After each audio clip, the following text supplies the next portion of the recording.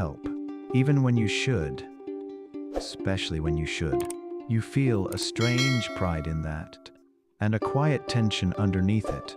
You notice it in small moments. A conversation stalls and you reach for your phone instantly. Not because you need it, but because standing there with nothing to do feels exposed. Someone offers to carry something heavy, and you wave it off too fast. I've got it. Even though your arm is already burning. You're overwhelmed, exhausted, stretched thin. And when someone asks how you are, you say, "Fine, busy," with a small smile that ends the question. You don't dramatize your struggle. You minimize it, you manage it, and works. It works so well, people start to rely on you. You become the one who handles things, the one who doesn't crack, the one who figures it out. Notice how you don't even think of it as refusing help. You think of it as efficiency, as competence, as maturity. You don't need anyone. And that feels clean, controlled. But there's a low hum under that control, a constant readiness, as if needing someone would be a kind of failure you can't afford. You don't say that out loud. You don't even say it to yourself. You just live it. You do everything yourself. You solve problems before they're visible. You quietly absorb stress so no one else has to deal with it. And when someone does offer help, you decline it so smoothly, it almost looks gracious. No, I'm good. You are good. You're very good at this. That's why it's hard to question. Because this pattern didn't make you weak. It made you capable. It gave you leverage. It gave you dignity. It gave you distance from disappointment. At some point, usually early, you learned something without words.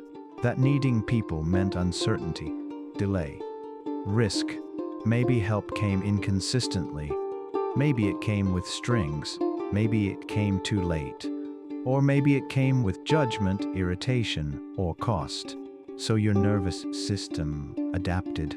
It learned that autonomy equals safety, that control equals calm, that depending on yourself is the only variable you can trust, not as a belief, as a reflex. You stopped asking not because you were strong, but because not asking reduced danger. And once that worked, you kept going. You built a life around it. You became reliable, competent, low maintenance.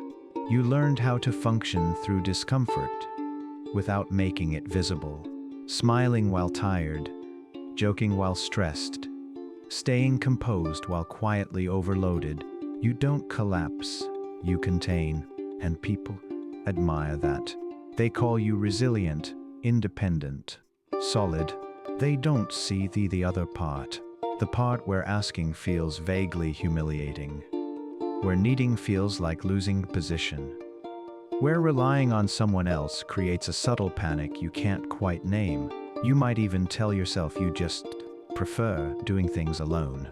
But notice how your body reacts when you actually consider asking.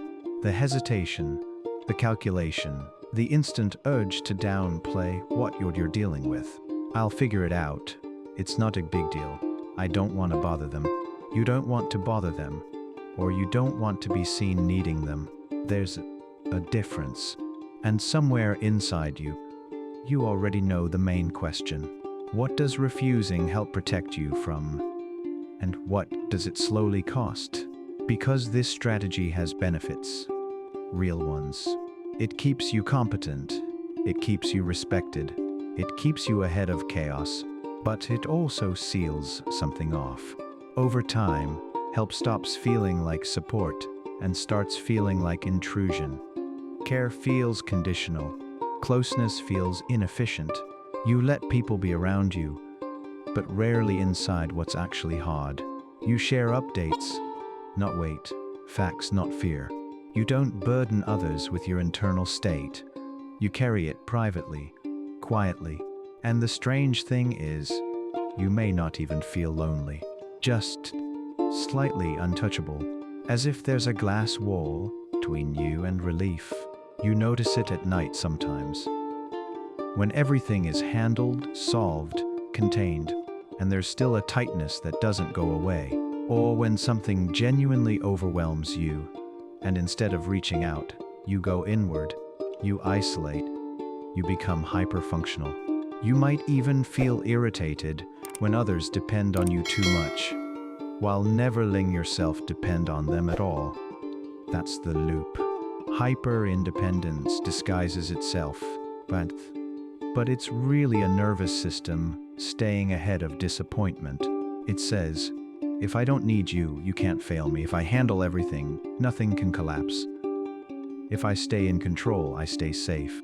This once protected you. It kept you steady when steadiness mattered. It helped you survive unpredictability with dignity intact. But protection has a cost when it never turns off, because relief requires exposure. And exposure is exactly what this system avoids. So you become someone who can handle anything. Except being held while handling it. You don't break down. You don't ask. You endure.